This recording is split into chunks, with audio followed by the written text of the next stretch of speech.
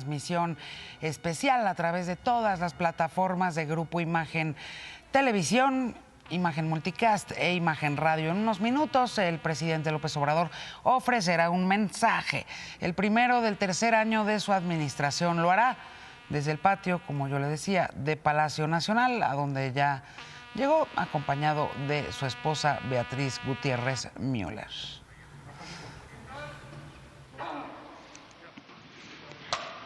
El presidente de México se dirige a la escolta de bandera para saludar a nuestro lábaro patrio.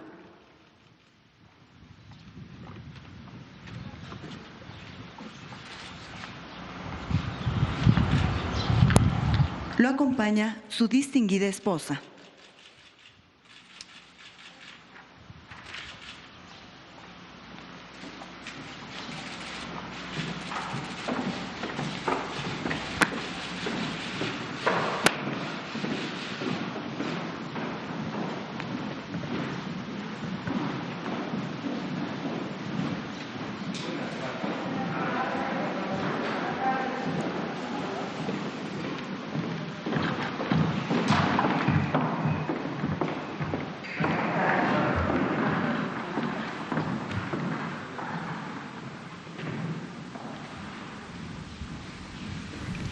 A continuación, se rendirán los honores al presidente constitucional de los Estados Unidos mexicanos y comandante supremo de las Fuerzas Armadas.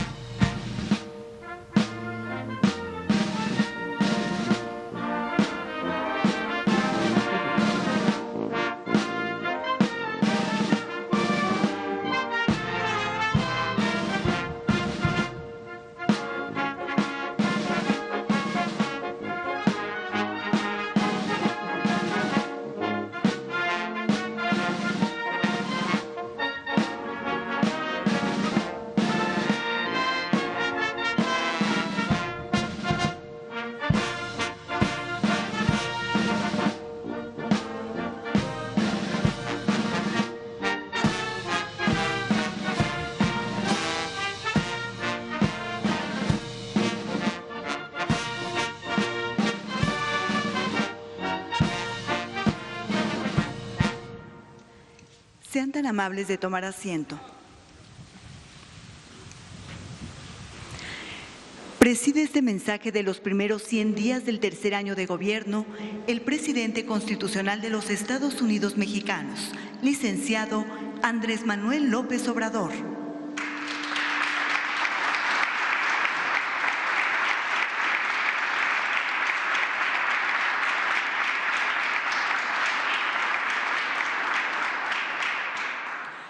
Lo acompañan la doctora Beatriz Gutiérrez Müller, esposa del presidente de la República.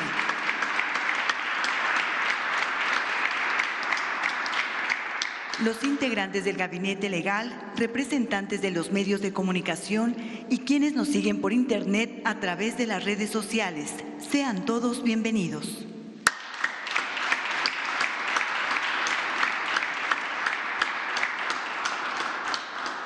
Escuchemos el mensaje que dirige el licenciado Andrés Manuel López Obrador, presidente constitucional de los Estados Unidos mexicanos.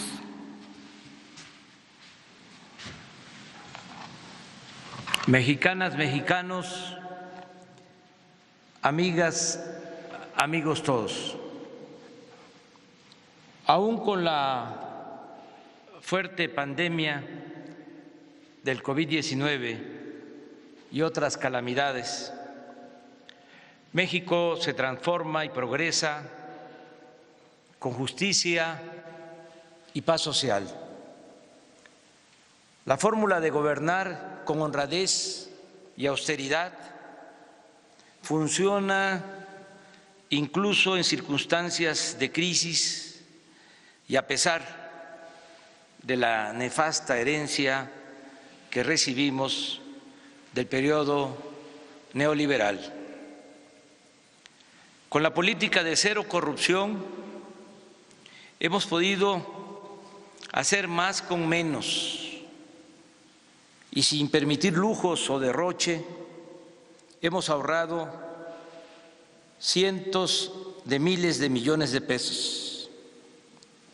Se mantienen finanzas públicas sanas. No hemos contratado deuda adicional a lo aprobado por el Congreso. No hemos aumentado impuestos ni se han incrementado por encima de la inflación los precios de las gasolinas, el diésel, el gas y la electricidad. Asimismo, nuestra moneda, el peso, no se ha devaluado y la inflación se mantiene controlada. Los ahorros, por no permitir la corrupción y por hacer un gobierno sin privilegios que evita los gastos superfluos, nos han permitido financiar el programa de bienestar más importante en la historia de México. Las pensiones a los adultos mayores y a niñas y niños con discapacidad, las becas desde preescolar hasta posgrado, el mejoramiento y la construcción de vivienda, los créditos a la palabra, la atención a jóvenes que trabajan como aprendices, el apoyo directo a los comités de madres y padres de familia para mantener en buen estado las escuelas, el garantizar atención médica, medicamentos y vacunas de manera universal y gratuita, entre otras acciones de desarrollo social, benefician a la mayoría de la población. En este programa de desarrollo con sentido social destacan las acciones destinadas a rescatar el campo y a sus pobladores. Ahora los campesinos más pobres, sean ejidatarios, comuneros o pequeños propietarios, reciben apoyos directos para sembrar, se les entregan fertilizantes de manera gratuita y se benefician con precios de garantía en maíz, frijol, trigo, arroz y leche. Tanto por estos estímulos como por los créditos de la banca pública y privada, pero sobre todo por el acceso al mercado de Estados Unidos, la producción agropecuaria del país, a pesar de la pandemia, se incrementó en 2020 en 2% en comparación con el año anterior. En cuanto a la pesca, también aumentó el volumen de captura de las distintas especies y por primera vez se entregaron apoyos directos en efectivo a 200,000 pescadores de escasos recursos económicos. Mención especial merece el programa Sembrando Vida, por tratarse del esfuerzo más grande de reforestación en el mundo. En esta importante labor trabajan 420,000 campesinos que reciben un jornal de 5,000 pesos mensuales para plantar árboles frutales o maderables en sus parcelas. En la actualidad se han sembrado 700 millones de plantas y se llegará a 1,000 millones de arbolitos para cubrir una superficie de 1 millón de hectáreas en 20 estados del país. Así como aspiramos a ser autosuficientes en alimentos, también buscamos producir en México las gasolinas, el diésel y el gas que consumimos y ser independientes en la generación de electricidad. Reitero que la política petrolera del país tiene como propósito respetar los contratos otorgados por la llamada reforma energética del sexenio anterior, pero no entregaremos nuevas concesiones para la explotación del petróleo y seguiremos protegiendo a Pemex para mantener su participación actual en el mercado de las gasolinas, el diésel y otros derivados. Esta política energética busca producir en México las gasolinas que el país consume y dejar de importar combustibles del extranjero. Con este fin, se continúa destinando recursos para la modernización de las refinerías existentes. Se reiniciará la construcción de la planta coquizadora de Tula Hidalgo y se va a concluir a mediados del año próximo la nueva refinería de Dos Bocas, Paraíso Tabasco. Aún cuando se han descubierto 3 grandes e importantes yacimientos petroleros durante nuestro gobierno, la extracción de petróleo se destinará a la refinación y se acabará con la práctica de exportar crudo y comprar gasolinas, es decir, toda la materia prima será procesada en nuestro país. Esta nueva política significa no extraer más petróleo que el indispensable para cubrir la demanda de combustibles del mercado interno. En términos cuantitativos, esto significa que durante todo nuestro mandato no sacaremos del subsuelo más de 2 millones de barriles diarios. De esta forma, evitaremos el uso excesivo de combustibles fósiles, seguiremos actuando de manera responsable y no se afectará la herencia de las nuevas generaciones. La Secretaría de Hacienda y Crédito Público continuará reduciendo los impuestos a Pemex para garantizar la ejecución de su programa de inversión, mantenimiento y operación. Pemex es una empresa de la nación y siempre contará con el apoyo del Gobierno de la República. Se terminará de limpiar de corrupción a nuestra empresa petrolera. No permitiremos nunca más casos como los de Odebrecht o el de la compra a precios inflados de las plantas de fertilizantes, ni la entrega de moches o sobornos a funcionarios y legisladores. En cuanto a la industria eléctrica, la reforma que acaba de aprobar el Congreso permitirá reparar el grave daño que causó la privatización al sector público y a la economía popular, pues mientras el mercado de esta industria se abrió para dar preferencia a empresas particulares, nacionales y extranjeras, sobre todo con la entrega de subsidios, las plantas de la Comisión Federal de Electricidad fueron completamente abandonadas. Por ese motivo, se continuará fortaleciendo a la Comisión Federal de Electricidad, empresa pública que no puede ser ninguneada como lo hicieron los gobiernos neoliberales, dándole trato de segunda mientras se otorgaban privilegios a empresas extranjeras como Iberdrola. Asimismo, seguiremos revisando contratos leoninos, porque no es justo que los consumidores domésticos paguen la luz con tarifas más elevadas que las corporaciones empresariales o las grandes cadenas comerciales. En nuestro gobierno, después de un largo periodo de política neoliberal, reiniciamos la ejecución de obras de infraestructura con inversión pública. Hemos hecho a un lado los pidiregas o las llamadas asociaciones público-privadas, que siempre han resultado onerosas y perjudiciales para el erario.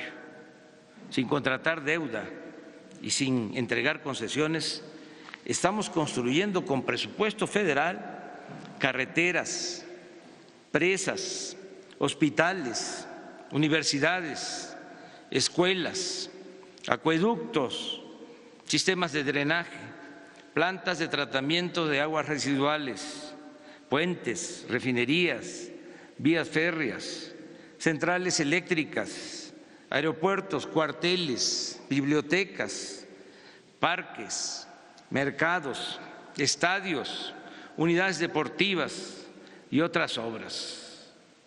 Destacan desde luego la construcción del aeropuerto Felipe Ángeles, el programa integral del Istmo de Tehuantepec para articular puertos, trenes y crear una vía rápida de comunicación entre países de Asia y la costa este de los Estados Unidos de América.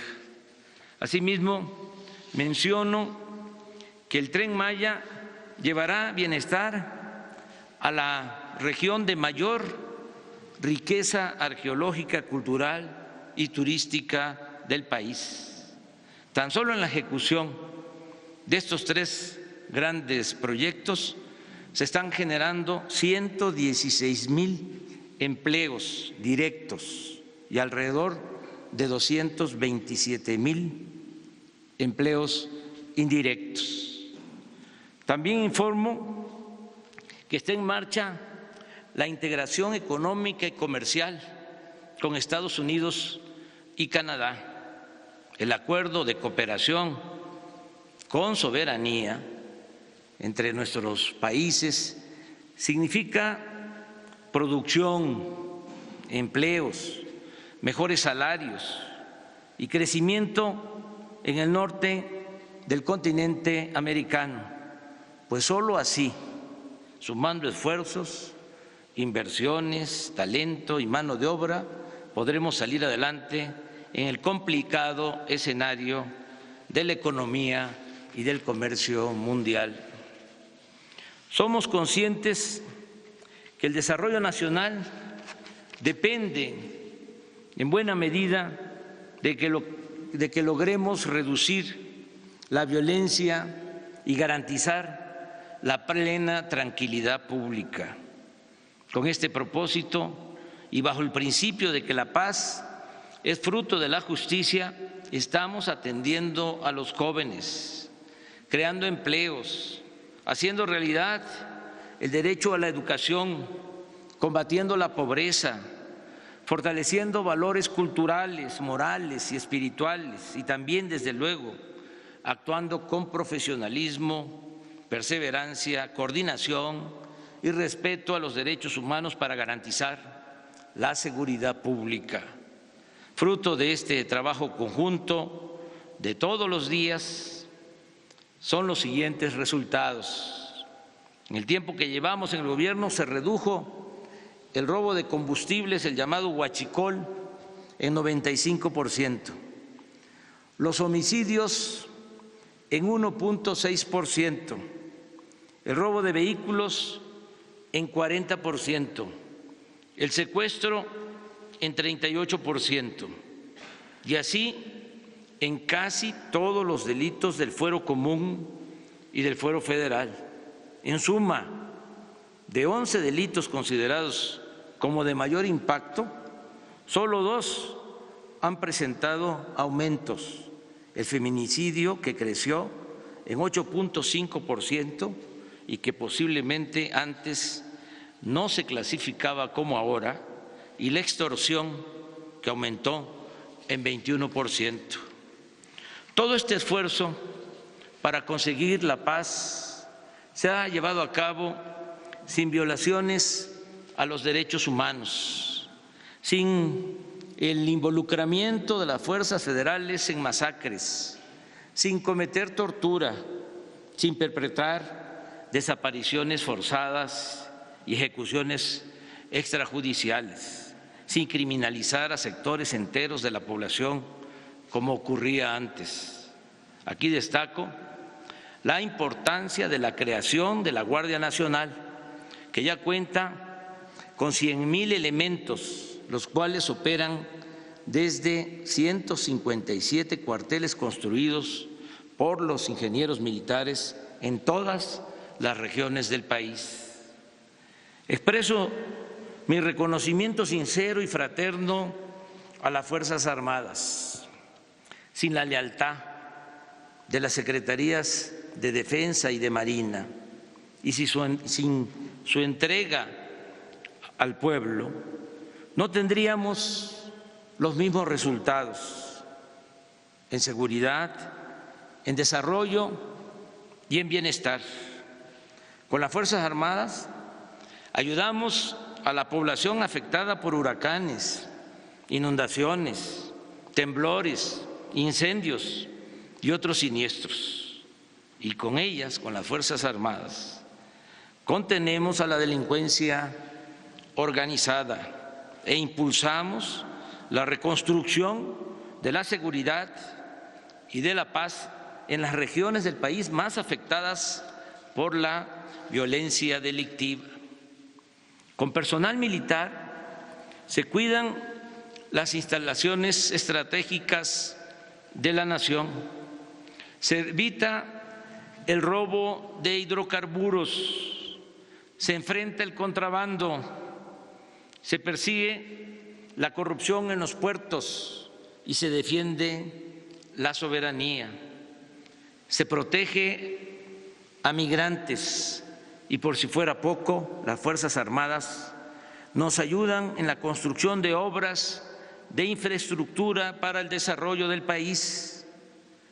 Recordemos que sin los ingenieros militares y marinos no estaríamos en este proceso de construcción de obras y servicios, de acciones tan relevantes como el dragado o desasolve de ríos, la limpieza de playas, la construcción de canales, las sucursales del Banco de Bienestar, los cuarteles de la Guardia Nacional, los viveros para las plantas del programa Sembrando Vida, el manejo de la logística y la distribución de las vacunas contra el COVID.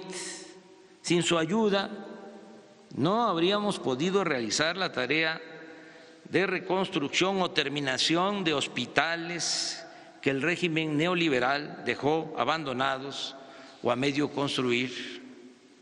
El apoyo del personal de salud, de la defensa y de Marina han sido fundamentales para hacer frente a la pandemia, pero también para emprender la construcción del Tren Maya, el nuevo aeropuerto de Tulum y el aeropuerto Felipe Ángeles en Santa Lucía.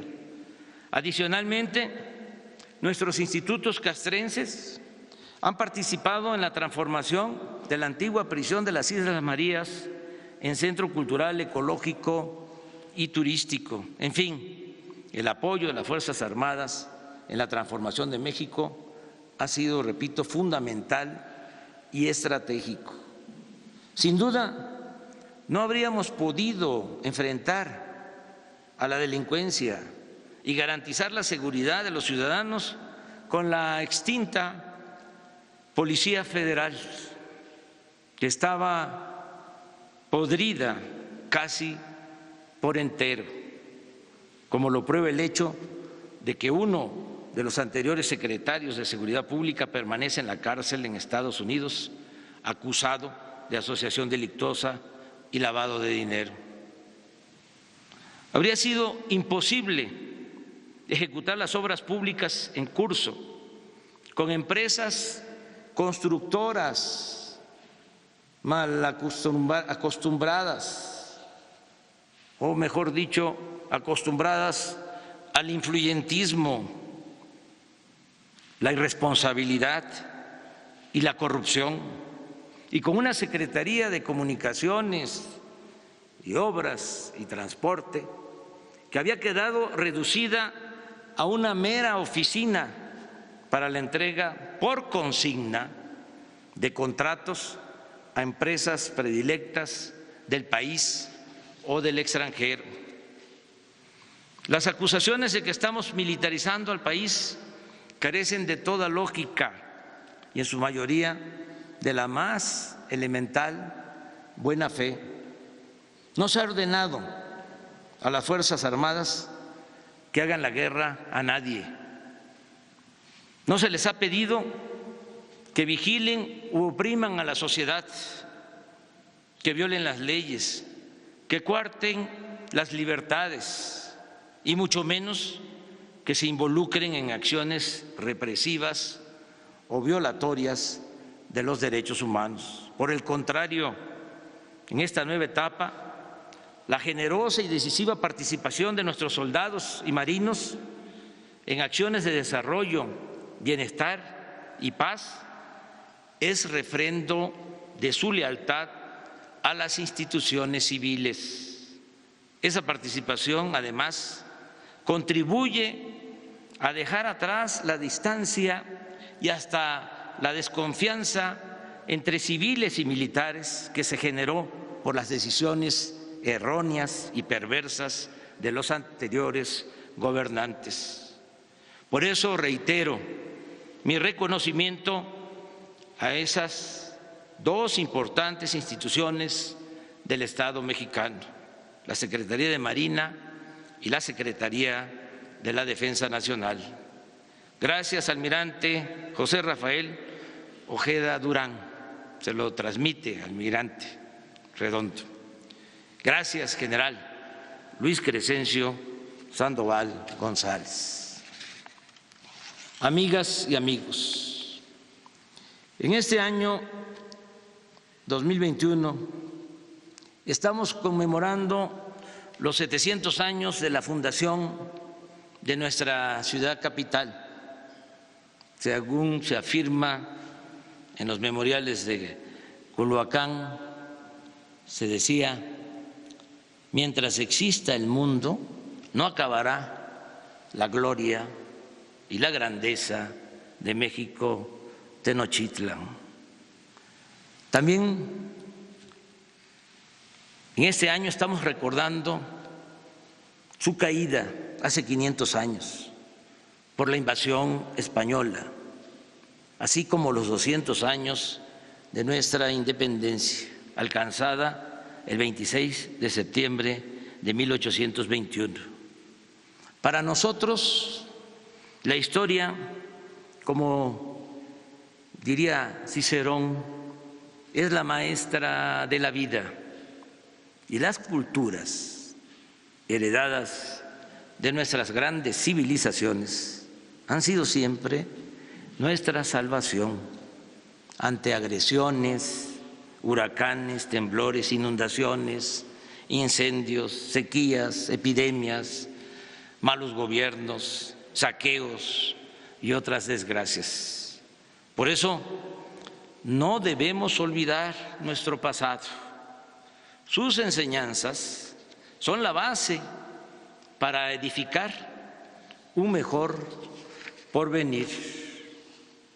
En este contexto, hemos celebrado ya 3 actos conmemorativos, uno dedicado a Vicente Guerrero, líder popular e independentista, otro para recordar la promulgación del Plan de Iguala y la creación de nuestra bandera, y recientemente, el 25 de marzo, en Chapotón, Campeche, honramos la resistencia indígena y condenamos el racismo. En estos encuentros de reflexión y diálogo nos acompañaron Martin Luther King, hijo del gran luchador de los derechos civiles, Alberto Fernández, presidente de Argentina, y Luis Arce Catacora, presidente del Estado Plurinacional de Bolivia. También se tienen programadas para los meses próximos exhibiciones de piezas arqueológicas y códices, así como la participación de delegaciones artísticas de varios países, con la asistencia de mandatarios o líderes sociales o sectoriales de diversas expresiones políticas, étnicas, sociales y culturales del mundo. Entre muchas otras cosas, destaco la reedición de 2.100.000 libros que se van a distribuir de manera gratuita, de 21 destacados autores que han dejado con sus obras constancia de la grandeza cultural de México. Cito los títulos y a los autores: El laberinto de la soledad, de Octavio Paz; Tomochic, de Heriberto Frías; Crónicas de amor, de historia y de guerra, de Guillermo Prieto; Balún Canán, de Rosario Castellanos; El libro vacío, de Josefina Vicens; Canec, de Emilio Abreu Gómez; Noticias biográficas de insurgentes apodados, de Elías Amador; Paseo de la Reforma, de Elena Poniatowska; Los de abajo, de Mariano Azuela; La sombra del caudillo, de Martín Luis Guzmán; Río subterráneo, de Inés Arredondo; El libro rojo de la independencia, de Vicente Riva Palacio y Manuel Paino; Breve historia de la guerra con los Estados Unidos, de José C. Valadez;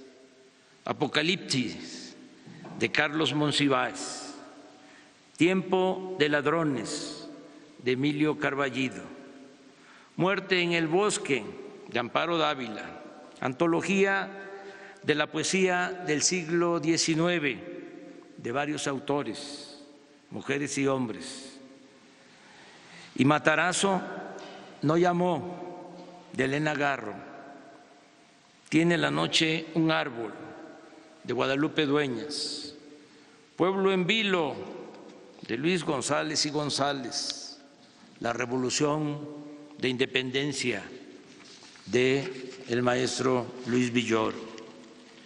Amigas y amigos, pese del tremendo daño causado por la pandemia de COVID-19, que además del sufrimiento de millones de enfermos ha provocado un inmenso dolor a familiares por la pérdida de sus seres queridos, poco a poco vamos construyendo una nueva normalidad.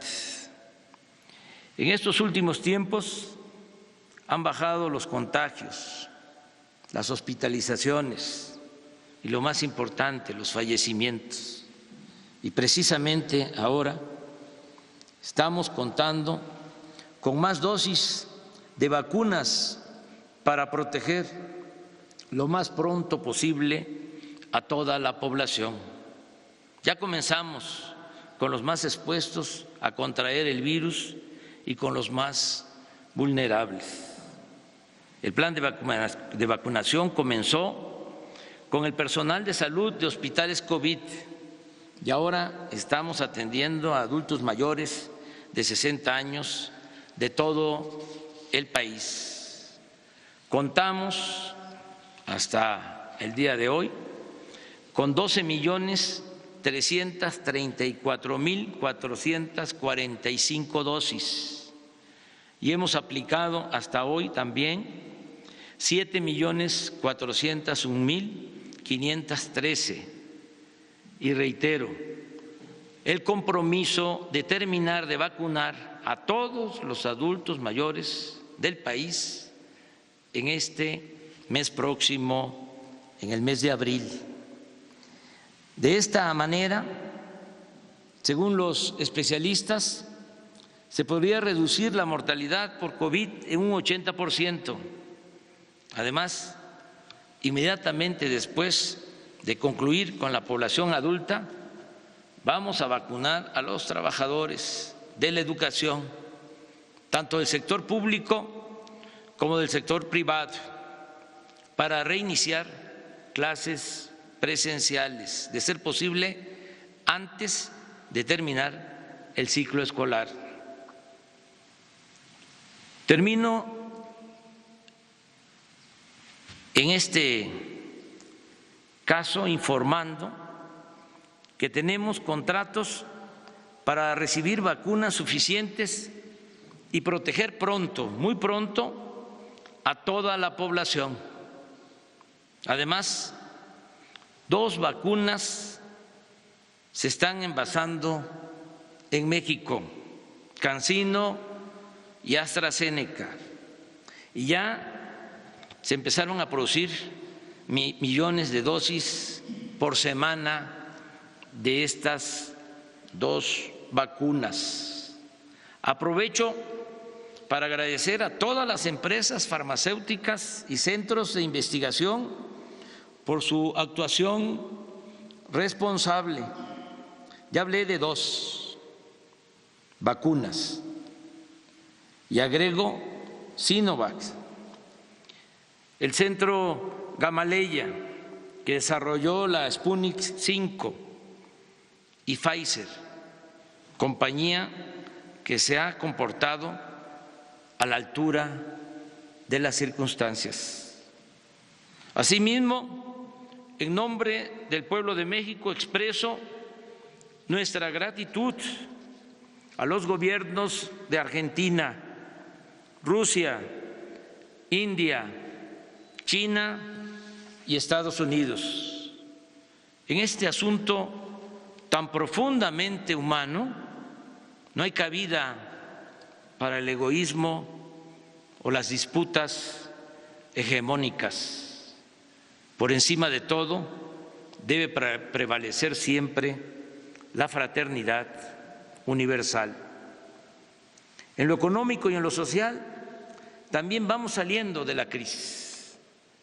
La actividad productiva y comercial empieza a reponerse sin que hayamos recurrido al endeudamiento, sin aumentar impuestos y sin gasolinazos, solo con los ahorros por el combate a la corrupción, con eficiencia administrativa, con mucho trabajo y con austeridad republicana. El pronóstico de crecimiento para este año ha ido subiendo y ahora hasta los más precavidos aceptan que será del 5%. En mi opinión, a mediados de este año nuestra economía habrá recuperado los niveles previos a la pandemia. Pienso también que los sectores más afectados, como el turismo, el comercio, los restaurantes y otros servicios, volverán a florecer. Así también lo indican los resultados, los datos. Del 1.117.584 empleos formales que perdimos, 1.117.584 empleos formales que perdimos, ya hemos recuperado 538.013. Esto se ha logrado también gracias al apoyo de los migrantes que en 2020 enviaron a sus familiares 40.600 millones de dólares, una cifra récord, y que siguen nuestros paisanos, héroes, heroínas, vivientes, siguen mandando dinero a sus familiares en México. En este primer trimestre tenemos datos y hemos hecho una estimación que van a aumentar las remesas en 13% en relación con el mismo periodo del año pasado.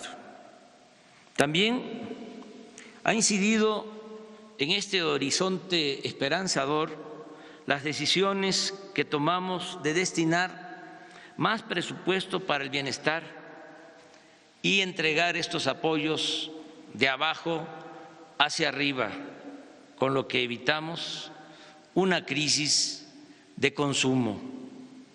Para ilustrar esta afirmación, baste con el dato de que las tiendas de autoservicio han aumentado sus ventas de marzo de 2020 a la fecha, es decir, durante todo el año de pandemia, en 6%. En fin, la gente no ha dejado de contar con ingresos para alimentos y bienes básicos. No tenemos crisis de bienestar social y no hay saqueos ni un repunte delictivo por hambre, desesperación o desamparo.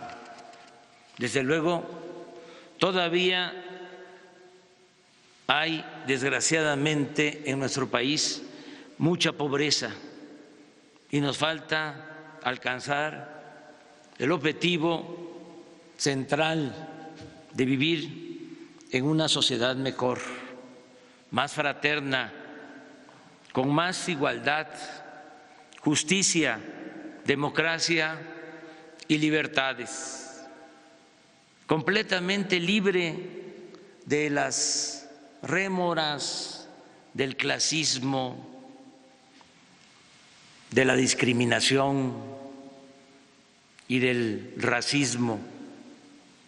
Pero hacia allá vamos, en busca de esa maravillosa utopía, de ese fecundo y bello ideal de ser felices por estar bien con nosotros mismos, con nuestra conciencia y con el prójimo.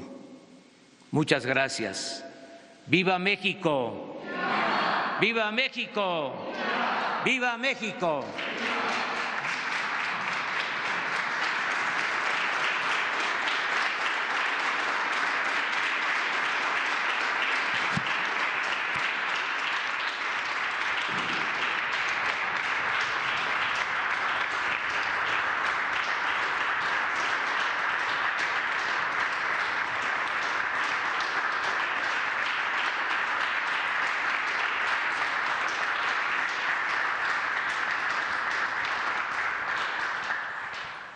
Finaliza este evento con los honores al presidente de los Estados Unidos mexicanos.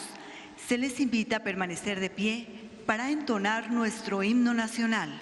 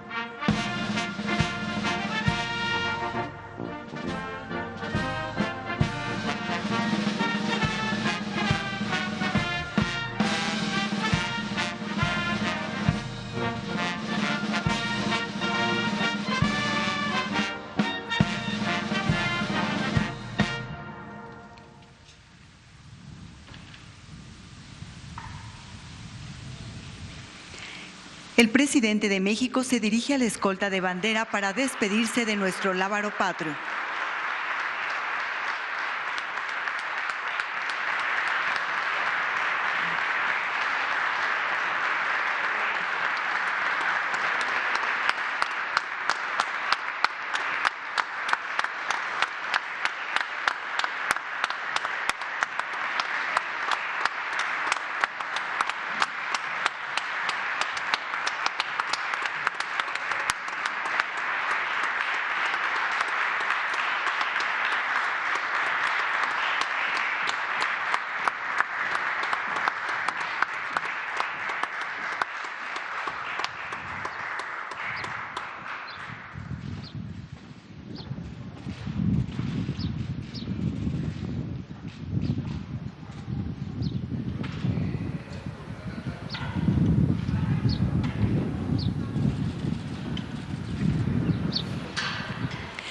Se agradece la asistencia del presidente de México, de su distinguida esposa y funcionarios que lo acompañaron. Muy buenas tardes. Y bien, la pandemia y la recuperación económica fueron los temas en los que López Obrador centró su mensaje de esta tarde. Esto fue todo en esta transmisión especial.